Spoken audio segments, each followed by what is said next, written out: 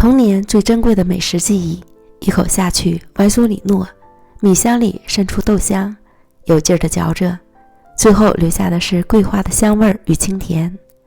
把我的最爱分享给大家，千万不要错过哦。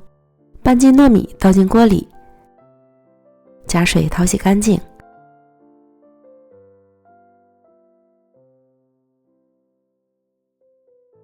再同煮米饭一样将糯米煮熟，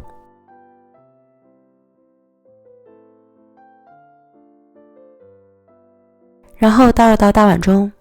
加入20克白糖，5克油拌匀，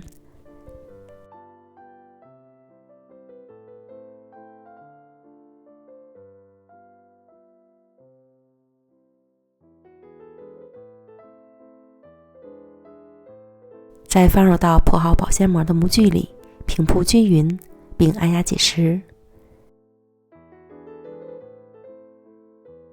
用保鲜膜包好。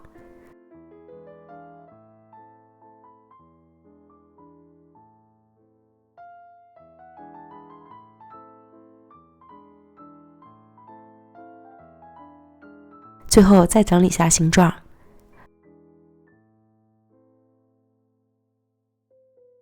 放到冰箱里冷冻至表面微微定型，这样方便切块。冷冻好之后取出来，揭开保鲜膜，按个人喜好的大小改刀切块。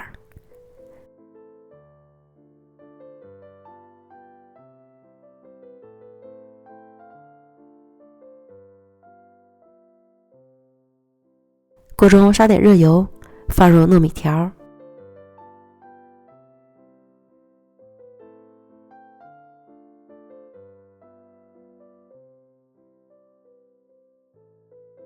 底部煎至定型后翻面，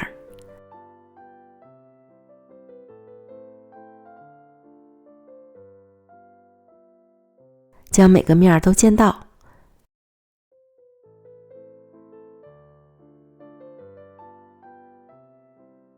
全部都煎至金黄酥脆即可出锅。接着在奶锅里倒入30克红糖、30克水，小火熬糖浆，熬至糖浆变得粘稠，可以干一点也可以稀一点。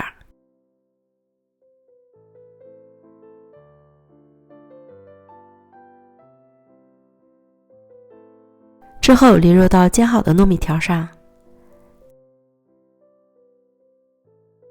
再淋上糖桂花，最后再撒上1成熟的黄豆粉，美味即成。